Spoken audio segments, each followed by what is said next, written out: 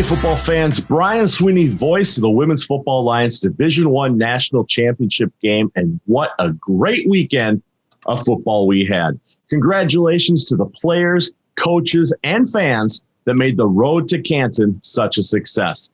Emory is off this week, so I'm joined once again by Alex Westad. Alex, this weekend was filled with great football and even greater support for the game. Well, Brian, you and I had a chance to talk about some of the numbers of not just what happened this weekend in Canton, Ohio, but what happened across the league this season. We've seen an increase in viewership of WFA football games. We've seen an increase just in our team of Minnesota and the Vixen. We've seen more people coming out to support these athletes. This has been a great season for the WFA, and hopefully it continues as we move on to the 2022 season. In the Division III National Championship, the 7-1 Derby City Dynamite and the 7-1 Arizona Outcasts met at Tom Benson Hall of Fame Stadium. On paper, these two teams were close to equal, and on the field at the first half, it was tied 6-6. In the second half, the Dynamite exploded for 2 more touchdowns and became the national champions with a final score of 30-20. Alex, this game was a battle until the fourth quarter, and then it was back and forth. Well, I think we saw a couple of things with both Arizona and Derby City where you mentioned that the matchup on paper was very close. They had the number 1 and the number 3 best offenses in the WFA based on yards per game this season. And you expected the score to be high, but then for them to be as defensively consistent as they were throughout the course of that game until the game got late, it was kind of a surprise to me. I was expecting a high-scoring matchup, but ultimately I felt as though Derby City's defense was a little bit better than Arizona. I think Arizona has some holes to fill as they look towards moving into next season. But ultimately, I think the biggest key of this game, Arizona has one key running back. We'll talk about her a little bit later with Essence Houston Buckner. But Derby City had 3 key people that they could hand the ball off to. They had 4 out of the top 10 in Division III in yards per game. And ultimately, for the Dynamite, that depth was what won them out and what won the Division III championship for them. In Division II, the reigning Division III champion, 8-0 Nevada Storm, met the 5-3 Detroit Dark Angels in a game where Detroit jumped out to an early 3-point lead and followed that possession with a successful onside kick. In the end, though, Nevada controlled the game by scoring touchdowns on 6 of their 9 possessions, including a perfect 3-for-3 in the first half. Detroit looked to have some spark in the second half, scoring touchdowns on back-to-back drives, but in the end, Nevada came out on top with a final score of 42-18. Alex, I have been saying this all season. Nevada is the real deal in the Women's Football Alliance. Brian, you and I were in Des Moines, Iowa, calling the Iowa Phoenix and the Minnesota Vixen game, and we saw that score that came across when Nevada was playing Cali War. And all of a sudden, our eyes lit up because we realized that this was the key that Nevada had reached the top level. And the offense was the way that they were so successful. They had the best rushing attack in Division II this season. They averaged 406.4 yards per game, second only to Derby City across all of the teams in the WFA. They really made a statement here. People started to wake up against Cali, but they made a statement with a dominating performance in the Division II championship. I think for Nevada Storm, they are so one-dimensional where the running offense carried them, where they had only about 125 total yards passing over the course of the year. And as we've seen, when Nevada moves up to the Division I level, that the one-dimensional aspect of their offense is going to make it difficult for them to be competitive at times, but that defense is certainly going to be able to keep them in a lot of games. On the other side, the Detroit Dark Angels had back-to-back shutouts to make it to Canton. They started out strong, but in the end, with how that Nevada offense was going, it just wasn't going to be enough to hold back the Storm. Not many teams can win back-to-back championships, and almost never when you move up a division. I caught up with Nevada Storm's head coach, Chris Garza, and fullback number 18, Sarah Colangelo, about making history. So I'm joined today with head coach Chris Garza and Sarah Colangelo. Yes, I said it right this time, correct? Yes, you got it. You got it. I apologize to you live on the air during the broadcast because I knew that I was making the mistakes and I had my notes written down that I was going to make it up to you. And that's why I apologize. I want to thank you both for joining me. And first and foremost, congratulations on another national championship. Thank you.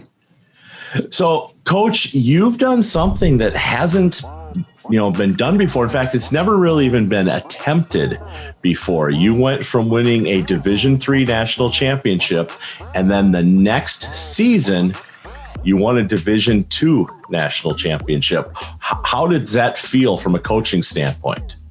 It was really validating out of everything. Our ladies work really, really hard. And so to see that just come full circle, that's just a product of what they do. And now, Sarah, this is your fourth season, your second national championship. And here you had an opportunity to play on one of the largest stages that women have ever played football. Not one of the largest stage that women in the United States have ever played football on. How does that feel? It was a lot to take in at first. It really was, especially coming from a lot of the fields that we do play on. A lot of them don't even have really, stands. And so coming into that stadium where, everywhere you look, there could be people.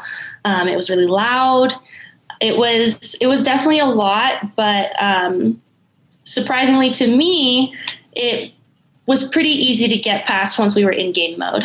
Like, we were still able to focus and be there. But knowing that I got to play on a field where, football started, that was really incredible, especially because I know not a whole lot of people have the opportunity that I have. And so it was just really great to experience that. And I really hope that I have another chance and opportunity to do that again. So, Chris, before the game, you've obviously given pep talks to your team before every game this season. Was there something special that was said as far as, taking in the moment before that first kickoff? Or what did you say to these women to prepare them for this opportunity? Our team was, believe it or not, they were ready. And we just talked about how we just want to go out there and lay it all out on the field and have no regrets at the end of the day and just live the day to its fullest. And that's what we wanted to do that day. And I think we had explosive performances across multiple players. Even some of the non-starters were having a great game, and we were just all on fire that day. And now I can tell your voice is almost gone. You coached a championship game on Friday night. You coached in the All-American game on Saturday afternoon. And something tells me there might have been some partying going on afterwards because I believe our conversation prior to this was your plane got in quite early this morning, actually. So, I do appreciate that time. Was the delay mechanical? Was it just you couldn't get to the airport? Oh no, that was all on them. We spent hours in the airport before the flight. We were hoping that we can get there sooner, but just the opposite. So just like anything, we just had to roll with the punches.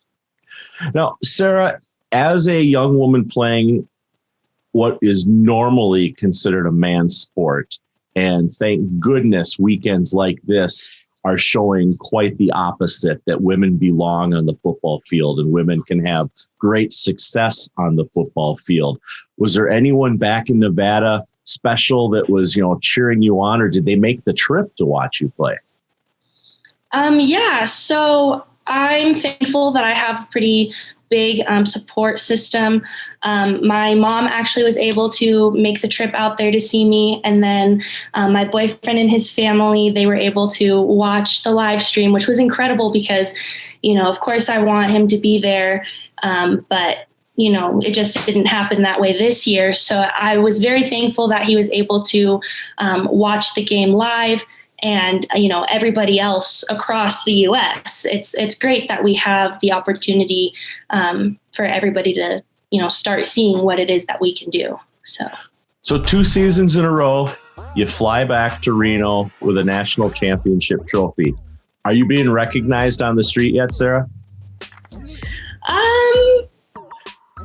I got a lot of friend requests after the game, so that was kind of cool. I was like, oh, okay.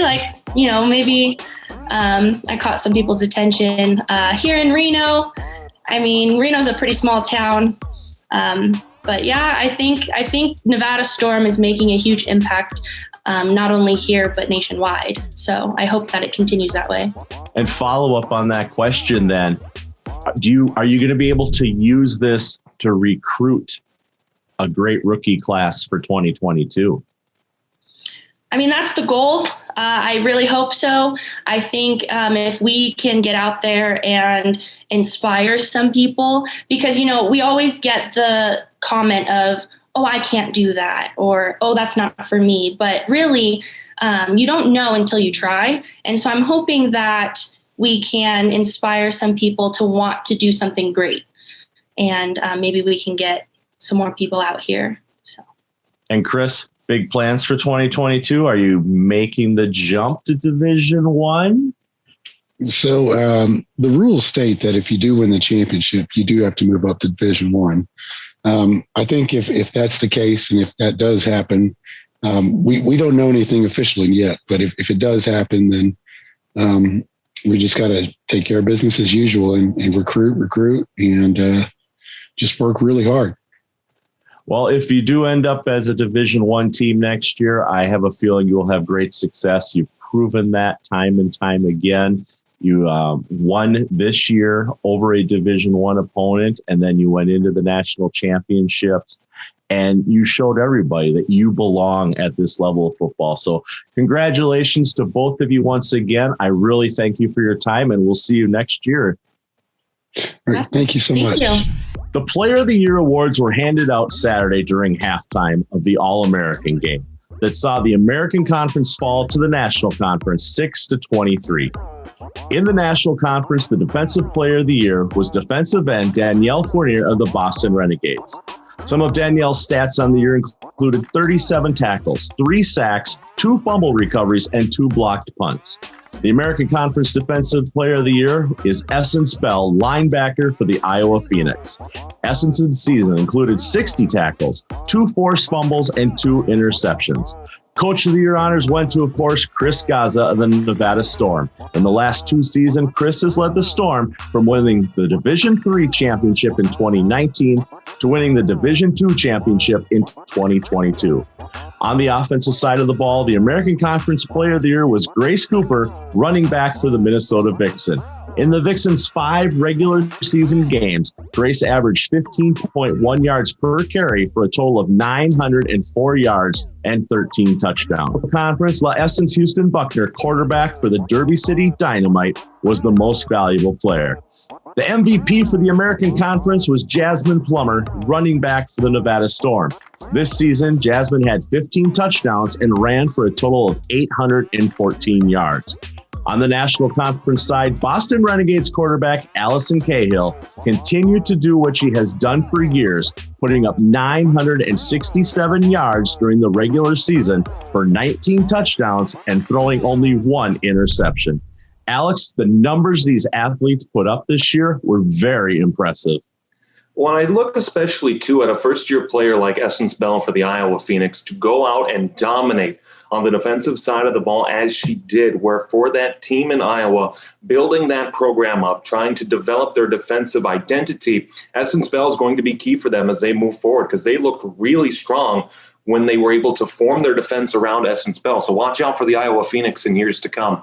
On the other side, it's good to see a good representation, not just of the conferences, but also across the country. You see players that you expect to be in these roles. You see Allison Cahill for the Boston Renegades, and we'll talk about her in just a little bit. Same with Grace Cooper for the Minnesota Vixen. But you also see Derby City represented. You see Nevada represented. And it's good to see that these players are being recognized because without them, their teams are completely different structures, and perhaps the results are not quite what they were this year. The marquee matchup of the weekend was the Division I championship.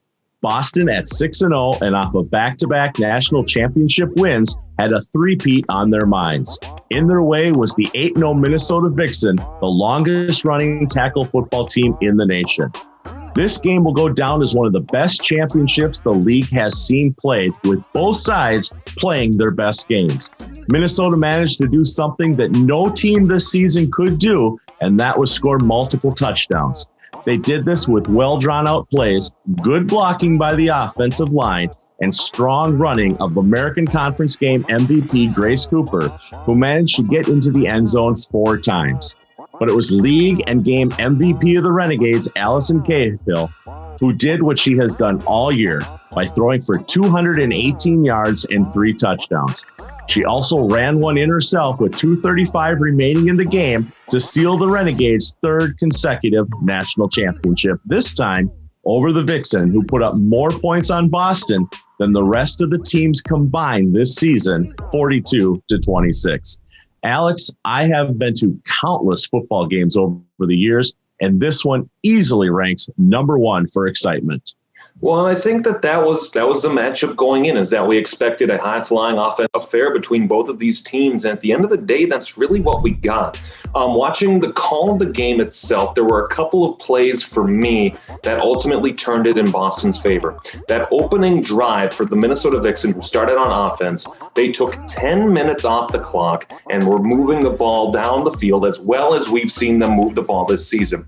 But ultimately, when you have a drive of that length that does not result in points, it's going to come back to hurt you. By that same metric, off of the interception just before halftime, to immediately take that first play from scrimmage and fumble the ball back into Boston, and Boston's able to end the half on a touchdown. To me, that was a difference in the game. Otherwise, the league expected that Minnesota would give Boston their toughest test their season, and certainly they did. But at the end of the day, I've said before, Allison Cahill belongs in Canton, Ohio, and belongs in the Hall of Fame. And this is just another stepping stone on her Hall of Fame resume. She was fantastic. She made the plays that she needed to. The arm was slinging on Saturday for Allison Cahill. The receivers were creating that space and separation in that Minnesota secondary. And ultimately, the Boston dynasty has returned. I had a chance to talk with Boston's assistant coach, Vernon Crawford, and Adrian Smith, who broke the 0-0 tie in the second quarter of the game.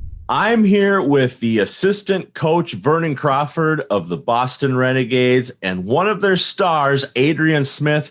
Thank you for spending this few moments with me today to discuss your feelings after becoming the national champions for not one, not twice, but 3 straight seasons. Welcome to both of you.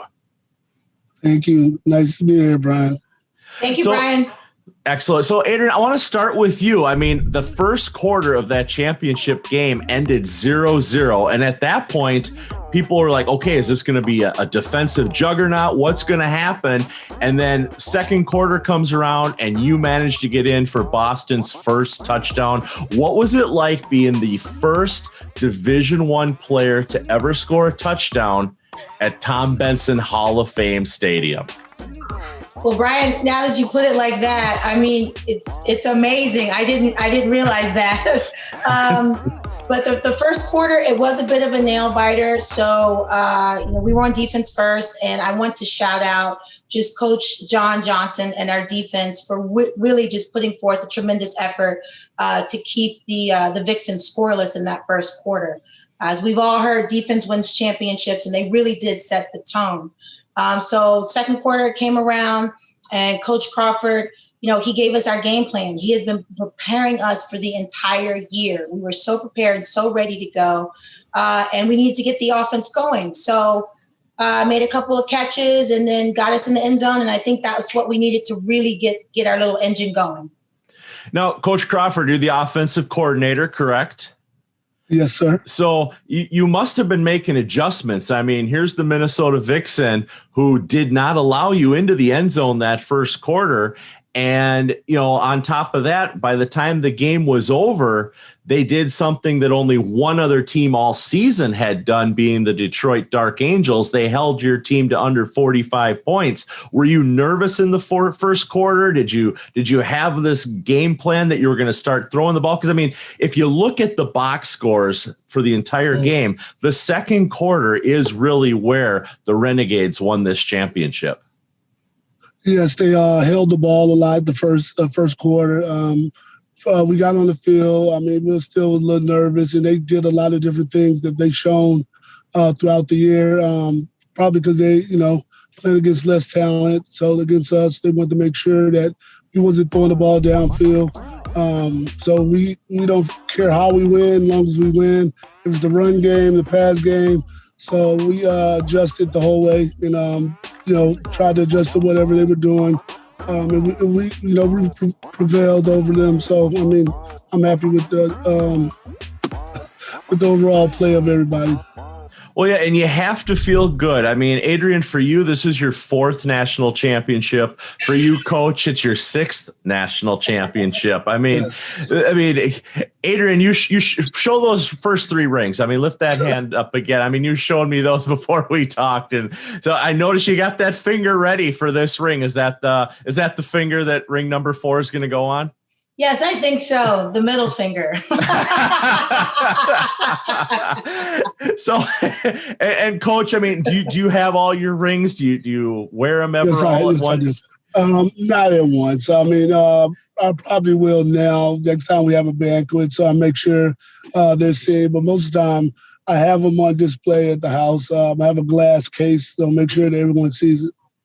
And I know the feeling. I have a couple rings myself. I have some conference championship rings, and then I have the public address announcer of the year ring that I won. Man. So, I'm kind of proud of that one. I wear that one just about every time I'm behind a microphone. So we talked about the rings. We talked about the scoring in that second quarter that started this game going, and we talked about, what it was like to get onto that field.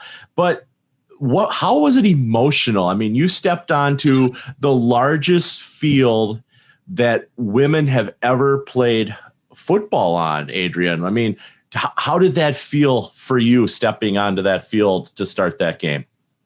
It was absolutely tremendous. And the gravity of the situation did not escape any of us, especially with the generosity of Mr. Kraft and the Patriots organization, making sure that we arrived there in style, that we arrived there as true professional athletes. And so that carried over onto the field, and we were very serious about the work that we had to get done. So it was a tremendous honor, but we also knew that we were setting a standard and that we were building a foundation that other girls coming up will hopefully be able to live up to and even take further.